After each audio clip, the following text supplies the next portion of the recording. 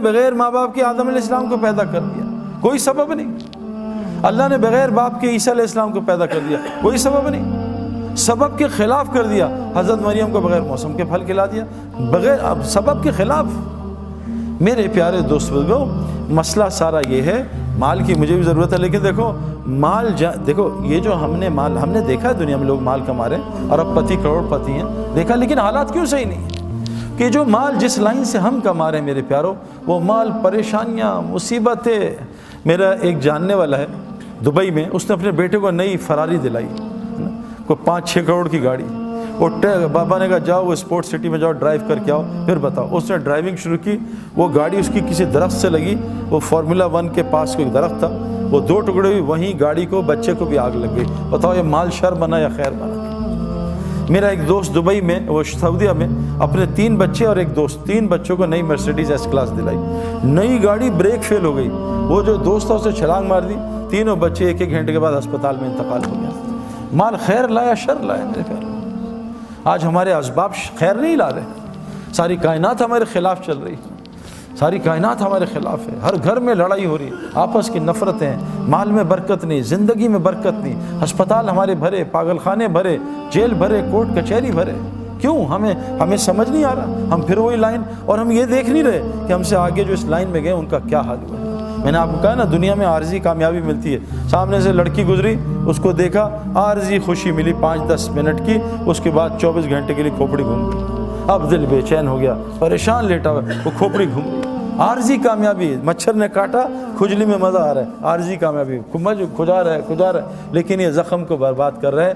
دنیا میں اللہ نے عارضی کامیابی رکھی ہے، میں نے 25 سال اس میں تلاش کی، وہ ٹیمپریری، میں نے نیا موبائل نکالا، زبردست لیٹسٹ مرضی کا موبائل، ایک سیمسنگ، ایک بلیک بیری، ایک آئی فون، تینوں top of the line mobile میرے پاس ایک وقت میں تھے، ایک زمانہ تھا۔ میں نے ان کو چند دن استعمال کیا، چند دن مزہ آیا، کھیلا کھولا، یہ ڈاؤن لوڈ، وہ ڈاؤن لوڈ، یہ پروگرام ڈالا، 15 دن بعد تینوں بے چین کیا، تینوں میں کہا بیچو ان کو نقصان میں نے اگلے 3 موبائل خرید لیے۔ یہ میں نے سالوں کیا ہے، کیونکہ میں ہر وقت انٹرنیٹ اور میگزین میں ایڈز دیکھتا تھا، نہیں یہ صحیح، یہ صحیح۔ میں نے دنیا کی ہر گاڑی استعمال کی ہے، خریدی ہے، ٹیسٹ ڈرائیو لی ہے، کرائے پہ لیے۔ اب یہاں تو ہم مہنگی گاڑیاں نے امریکہ کرائے پہ لے لی، 1 دن کا کرایہ $50، کوئی مسئلہ نہیں، پورش لے لو۔ میں نے ہر گاڑی چلائی، چند گھنٹوں دنوں کے مزے، میں نے گھر بنا کے بیچے ہیں، چند دنوں کے مزے، اس کے بعد وہی گھر تنگ کرتے ہیں۔ میرے پیارو، سکون، چین، اطمینان، خوشیاں سب وہ دین میں ہیں۔ آسان آپ کو بتاتا ہوں، دیکھو اعمال زندگی بنائیں گے، اعمال سے حالات ٹھیک ہوتے ہیں، یہ بات ہمیں سمجھنا ہے۔ یہ جو جنید جمشید مرحوم، کیا اختتام اللہ نے اس کا کیا۔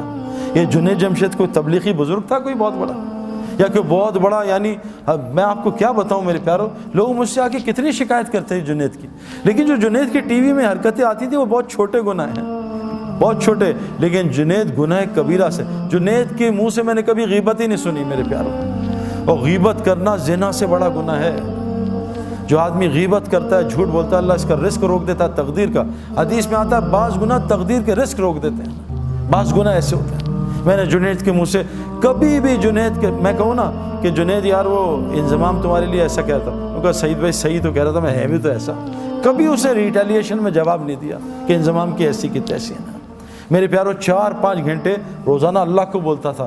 جو مخلوق میں اللہ کو بولے گا، پھر دیکھو اللہ اس کا مخلوق میں کیسا موت پہ اس کا تعارف کراتے ہیں۔ اگر اللہ اس کا تعارف یہیں شروع کر دیتا، وہ تو پھٹ جاتا، پاگل ہو جاتا، پتہ نہیں کسی غلط لائن پہ چلا جاتا۔ اللہ نے پوری دنیا کو دکھایا، دیکھو یہ ناچنے گانے والا تھوڑے دین پہ تھا، تھوڑے دین پہ۔ میں اور جنید جمشید، ہمارا دین تو کمزور ہے، ہمیں کتنے سال ہوئے ابھی، کچھ بھی نہیں، کبھی ہم یہاں غلطی، کبھی وہاں غلطی، جیسے بیٹسمین ہوتا ہے نا نیا، کبھی سلپ میں آؤٹ، کبھی ادھر آؤٹ، تو ہم تو آئے دن آؤٹ ہو جاتے ہیں۔ ذرا سی لڑکیاں آ جائیں تو آنکھیں آؤٹ ہو جاتی ہیں، ذرا سا ماحول غلط آئے تو کان آؤٹ ہو جاتے ہیں، ذرا سا ماحول آئے کبھی زبان آؤٹ ہو جاتی ہے۔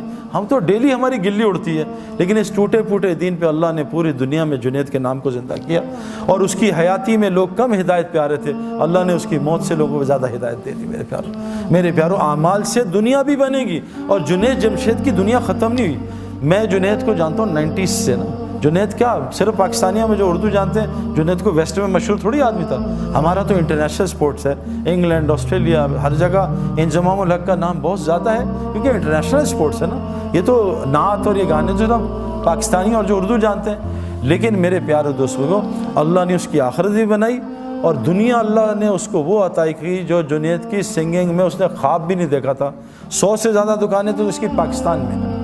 حج پہ جاؤ تو جے جہاں جاؤ جنید جمشید جنید جمشید کو شوق تھا، وہ دعا مانگتا تھا اللہ میرے پوری دنیا میں نام مشہور کر دے اور میرا موت پہ بھی نام مشہور کر دے۔ دیکھو جب انسان اللہ کا کام کرتا ہے نا پھر اللہ اس کا کام کرتے ہیں۔ جنید جمشید ایسے بیٹھا شب جمعہ میں چترال میں بیان کر رہا تھا، بیان کر کے ایک دم رک گیا، پتہ نہیں کیوں رکا، کہتا بھائی میں دعائیں کراؤں گا اپنے لیے، یہ سارا مجمع میری دعا کرے۔ تو جنید جمشید نے ایک دعا کی کہ اے دعا کرو اے اللہ مجھے اپنے رستے کے شہادت کی موت دے۔ پورے مجمع نے زور سے کہا آمین۔ دیکھو اللہ تعالیٰ نے اس کو شہادت کی موت بھی دے دی۔ میرے پیارو اللہ ہمارے کام کرے گا اگر ہم، دیکھو کیا کہا، عجیب بات کہ اے ابن عباس تو اللہ کے دین کی حفاظت کر جب 24 گھنٹے اللہ کو اپنے ساتھ پائے گا۔ اے ابن عباس تو اللہ کے دین کی حفاظت کر، اللہ تیری حفاظت کرے گا۔ میرے پیارو ہمارے اعمال ہمارے حالات ٹھیک کریں گے۔ اللہ کی قسم پوری دنیا میں حالات خراب ہیں، پوری دنیا میں حالات اور دن بدن خراب ہو رہے ہیں۔ اگر ہم اعمال پہ نہ آئے، اب تو اللہ نے یہ میڈیا پہ اتنے لوگ آ گئے ہیں، یہ مشتاق احمد، یہ انضمام، یہ ہاشم معاملہ اپنے ملک کا سب سے عزت والا سٹیزن ہے، مجھ سے لمبی داڑھی ہے اس کی میرے پیارو۔ اور میں جب ساؤتھ افریقہ گیا ڈربن میں تو میں نے ہاشم کے، جب میں وہاں ادھر میری بات تھی اس میں 90% نان مسلم تھے، تو ہاشم ابھی بھی جہاز سے اترا تھا انڈیا کا ٹور کر کے، 1.5 مہینے کا سفر کر کے، تو موبائل آن ہوا تو اس کے دوست نے کہا کہ تمہیں گھر چھوڑوں، تمہارے بیوی بچے آئے ہوئے ہیں، کہتے ہیں اور یا سعید انور کا وہاں بیان ہے اسٹیڈیم میں، وہاں جاؤ گے؟ کہا میں آ رہا ہوں، بیوی بچوں سے مل کے بیان سن کے پھر گھر جاؤں گا۔ وہاں آیا بھائی جنید بھی ملے، اس نے بات سنی، تو میں نے اس کے جو کرکٹرز تھے نا اس سے پوچھا کہ ہاشم، تم سارے نان مسلم، ہاشم کا کیا ایفیکٹ ہے تم پہ؟ کہتے ہیں یار جب بھی ہم میچ ہارتے ہیں یا ہمیں پریشانی، آؤٹ ہوتے ہیں یا گندا کھیلتے ہیں، ہم ہاشم نا یہ نماز پڑھتا ہے قرآن پڑھتا ہے، ہم اس کے چہرے کو دیکھتے ہیں، اس کے چہرے کو دیکھ کے ہمیں اتنا سکون ملتا ہے، ہم سوچتے ہیں اس کے اندر کتنا سکون ہوا ہے۔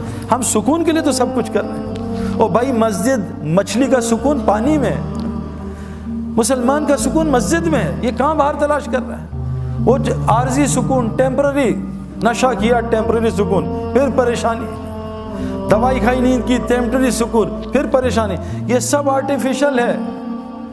مچھلی کا سکون پانی میں، مچھلی کی ضروریات پانی کے اندر، مسلمان کا سکون پانی میں، مسلمان کی ضروریات کا تعلق مسجد کے اعمال کے ساتھ ہے۔